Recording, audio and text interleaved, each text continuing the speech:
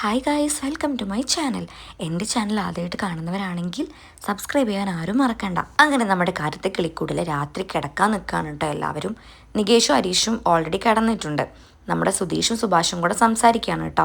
സുധീഷ് ഫോണിൽ കളിക്കുകയാണ്. അപ്പോൾ സുഭാഷ് അവനെ ചീത്ത പറയാണ്, നീ എന്താണ് എപ്പോഴും ഫോണിൽ കളിക്കുന്നത്? പല പെൺകുട്ടികളായിട്ടാണ് നീ ചാറ്റ് ചെയ്യുന്നത്.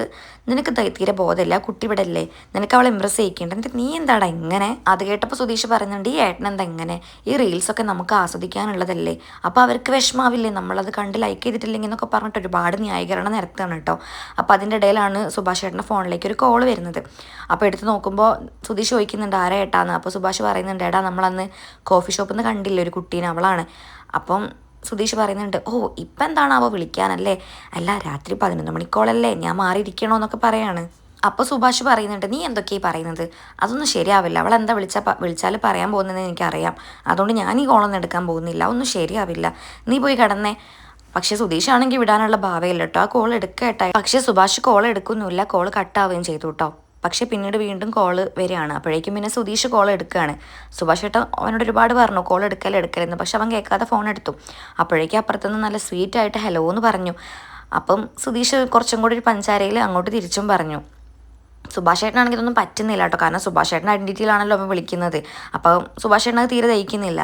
അങ്ങനെ അവർ അങ്ങോട്ടും ഇങ്ങോട്ടും സംസാരിക്കുന്നുണ്ട് കേട്ടോ.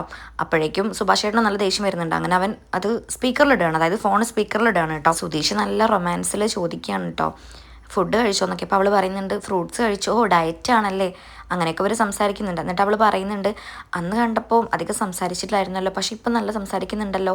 അപ്പം സുധീഷ് പറയുന്നുണ്ട്, അതിനൊക്കെ ഓരോ സമയമല്ലേ ഐശ്വര്യയെ. എന്നിട്ട് സുധീഷ് പറയാണ്, ഈ ഫ്രൂട്ട്സ് കഴിക്കുന്നതുകൊണ്ടാണോ ഫേസിന് ഇത്ര തിളക്കം? അന്ന് നല്ല തിളക്കമായിരുന്നു, പറയാൻ മറന്നുപോയി. അപ്പോൾ അവൾ പറയുന്നുണ്ട്, ഇയാളും നല്ല സ്റ്റൈലായിരുന്നു എന്നൊക്കെ. സുഭാഷ് ഏട്ടനാണെങ്കിൽ തലയിൽ കൈ വെച്ച് നിൽക്കുകയാണ് കേട്ടോ, അവൻ എന്തിനുള്ള പുറപ്പാടാണെന്ന് ഓർത്തിട്ട്. ഐശ്വര്യക്കാണെങ്കിൽ ഇത് സുധീഷാണെന്ന് അറിയില്ല, അവൾ സുഭാഷാണെന്ന് വിചാരിച്ചിട്ടാണ് ഇങ്ങനെ സംസാരിക്കുന്നത്. എന്നിട്ട് അവൾ പറയാണ്, അന്ന് നമ്മൾ കണ്ടുപോയതിന് ശേഷം നിങ്ങൾ ഇങ്ങോട്ട് വിളിച്ചില്ലല്ലോ, ഞാൻ ഒരുപാട് കാത്തിരുന്നു, പിന്നെ വിളി കാണാത്തതുകൊണ്ടാണ് അങ്ങോട്ട് വിളിക്കുന്നത്. അപ്പോൾ സുധീഷ് പറയാണ്, ഞാൻ കുറച്ച് ബിസി ആയിരുന്നു, അതാ പിന്നെ വിളിക്കാനിരുന്നൊക്കെ. അങ്ങനെ പിന്നെ അവൾ പറയുന്നുണ്ട്, എന്നാൽ നമുക്ക് ഒന്നുകൂടെ മീറ്റ് ചെയ്താലോ. അപ്പം സുഭാഷ് ഏട്ടന് ഭയങ്കര ടെൻഷൻ ആവുന്നുണ്ട് കേട്ടോ. പക്ഷെ സുധീഷ് അതിനൊക്കെ നല്ല മറുപടി കൊടുക്കുന്നുണ്ട്. എന്നിട്ട് പറയുന്നുണ്ട്, ഓ നമുക്ക് മീറ്റ് ചെയ്യാലോ, പക്ഷെ നിൻ്റെ കൂടെ ബെസ്റ്റ് കാണുമോ? അത് കേട്ടപ്പം ഐശ്വര്യ ഒന്ന് ഷോക്കാവുന്നുണ്ട്. അപ്പോൾ അവൾ ചോദിക്കുന്നുണ്ട്, ആര്? അല്ല നിൻ്റെ ബെസ്റ്റ് ഇല്ലേ, അയാളുണ്ടാവും, ഇനിയിപ്പോൾ നമ്മുടെ കല്യാണം കഴിഞ്ഞാലും ഉണ്ടാവോ കൂടെ? അത് കേട്ടപ്പോൾ ഐശ്വര്യ പറയുന്നുണ്ട്, എന്തൊക്കെയാ ഈ പറയുന്നേ? അപ്പോൾ പിന്നെ സുധീഷ് പറയാണ്, നീ എന്താ വിചാരിച്ചത് ഞാൻ സുഭാഷാണെന്നു? ഞാൻ സുഭാഷൊന്നുമല്ല, ഞാനേ അനിയനാണ് സുധീഷ്. അന്ന് കുട്ടിയുടെ കാര്യം തീരുമാനിച്ചത് എൻ്റെ വൈഫ് നിധിയാണ്. അന്നേ ഞങ്ങൾ ഉറപ്പിച്ചതാണ്, നിങ്ങളുടെ ബെസ്റ്റി കളി കണ്ടപ്പം ഇതൊരു നടക്കി പോവില്ല എന്ന്. പിന്നെ ഇപ്പം ഞാൻ ഇങ്ങനെയൊക്കെ സംസാരിച്ചത് ഞാനൊരു നമ്പർ ഇട്ട് നോക്കിയതാ, നീ എങ്ങനെയായിരിക്കും ഇങ്ങോട്ട് സംസാരിക്കാന്നുള്ളതിന് വേണ്ടിയിട്ട്. ഇതൊക്കെ കേട്ട് ഐശ്വര്യ പകച്ച് നാണം കെട്ട് നിൽക്കുകയാണ് കേട്ടോ. സുധീഷിൻ്റെ ഈ വർത്തമാനം കേട്ടപ്പോൾ സുഭാഷ് ഏട്ടനും ഒന്ന് ഓണാവുന്നുണ്ട്. എന്നിട്ട് സുധീഷ് വീണ്ടും പറയാണ്, അപ്പോൾ കുട്ടീൻ്റെ ബെസ്റ്റീനെ വിളിച്ച് വെളുപ്പങ്കാലം വരെ ഇങ്ങനെ സംസാരിച്ചിരിക്കും, അപ്പോൾ ഞങ്ങൾ പോയി കിടന്നുറങ്ങട്ടെ, ഓക്കെ ബൈ എന്ന് പറഞ്ഞിട്ട് കോള് കട്ടാക്കുകയാണ് കേട്ടോ. ഐശ്വര്യ ആണെങ്കിൽ ആകെ ചമ്മി നിൽക്കുകയാണ് കേട്ടോ, ഇത് പ്രതീക്ഷിക്കുന്നില്ലല്ലോ. കോള് കട്ടായപ്പോൾ സുഭാഷ് ഏട്ടൻ പറയുന്നുണ്ട്, എന്തിനാ സുധീഷേ ആ കോൾ എടുക്കാൻ ഞാൻ പോരെ, എന്തിനാ പിന്നെ ആ കുട്ടീനെ വിഷമിപ്പിക്കാൻ പോയത്? അത് കേട്ടപ്പോൾ സുധീഷ് പറയുന്നുണ്ട്, ഈ സുഭാഷ് ഏട്ടൻ എന്തെങ്ങനെ, ഞാൻ ആദ്യം അവൾക്കൊരു പണി കൊടുക്കണം എന്ന് വിചാരിച്ചത്, അവളായിട്ടായിരുന്നു വാങ്ങിയതല്ലേ, ഈ ഫോൺ എടുക്കാതിരിക്കണമെങ്കിൽ എൻ്റെ പേര് സുഭാഷ് എന്നായിരിക്കണം, ഈ ഫോൺ എടുത്തോണ്ട് ഞാൻ സുധീഷാന്നൊക്കെ അവൻ വീമ്പ് പറയാണ് കേട്ടോ. എന്നിട്ട് പറയുന്നുണ്ട്, സുഭാഷ് ഏട്ടൻ വിചാരിച്ചു ഞാൻ പഞ്ചാര അടിക്കാൻ ഫോൺ എടുത്തതാണെന്നല്ലേ? അത് കേട്ടപ്പോൾ സുഭാഷ്, ഞാൻ ചെറുതായിട്ടൊക്കെ അങ്ങനെ വിചാരിച്ചു. അപ്പോൾ അവൻ, അയ്യടാ ഞാൻ അങ്ങനത്തെ ആളൊന്നുമല്ല, കുറച്ച് കള്ളങ്ങളൊക്കെ പറയുന്നെങ്കിലും ഞാൻ നല്ലവനാന്നൊക്കെ പറയണം. അപ്പോഴേക്കും നമ്മുടെ നികേഷ് എണീറ്റിട്ട് പറയാണ്, എനിക്ക് അപ്പോഴേ ദിവ്യേഷിനെ പറ്റി തോന്നിയിരുന്നു, അവനൊരു ഫ്രോഡാണെന്ന്, ഇത് ശരിയാവില്ല എന്ന് എനിക്ക് തോന്നിയത് അപ്പോഴേ.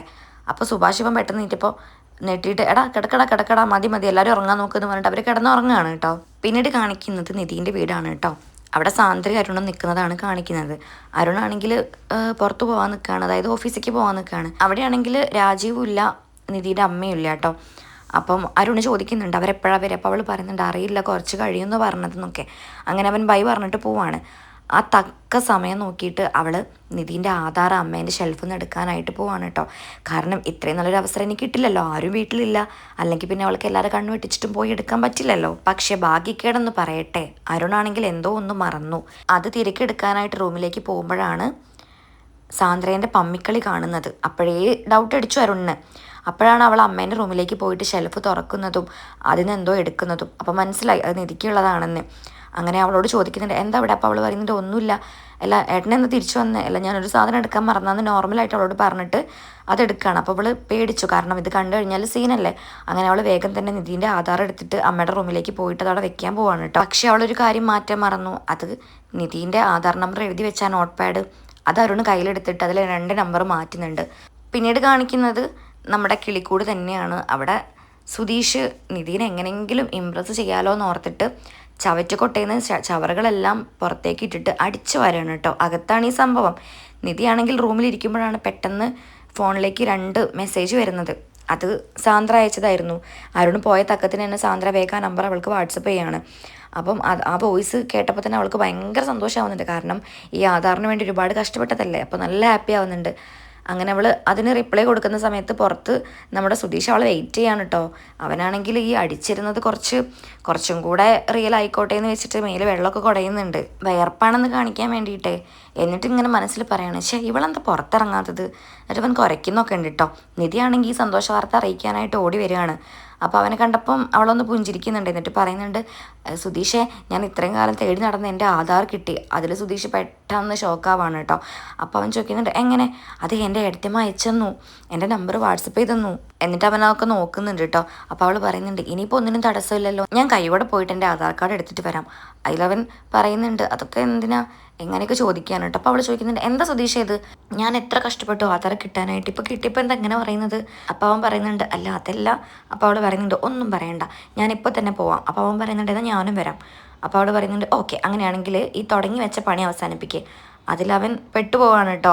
എന്നിട്ട് അവൻ പറയുമോ കൂടുതൽ ചവറിടണ്ടായിരുന്നു എന്നൊക്കെ പറഞ്ഞിട്ട് അവൾ അവനെ കൊണ്ട് അതൊക്കെ ക്ലീൻ ചെയ്യിപ്പിക്കുകയാണ്. അവൻ ക്ലീൻ ചെയ്യുമ്പോൾ അവൾക്ക് നല്ല പൊട്ടിച്ചിരിയൊക്കെ വരുന്നുണ്ട് കേട്ടോ. അങ്ങനെ ക്ലീനിങ് ഒക്കെ കഴിഞ്ഞ് അവൻ ഫ്രഷ് ആയിട്ട് അവളെയും കൂട്ടിയിട്ട് അവർ പോവാണ് പുറത്തേക്ക്. അതായത് ആധാർ റെഡിയാക്കാൻ വേണ്ടിയിട്ട് അവർ പോവാണ്. ഇനിയിപ്പോൾ നിധിയുടെ ആധാർ കാർഡ് റെഡി ആവോ ഇല്ലയോ എന്നൊക്കെ നമുക്ക് വരും എപ്പിസോഡുകളിൽ കണ്ടറിയാം. അപ്പോൾ സപ്പോർട്ട് ചെയ്യാനുള്ളവർ സപ്പോർട്ട് ചെയ്യുക. Okay bye, thank you.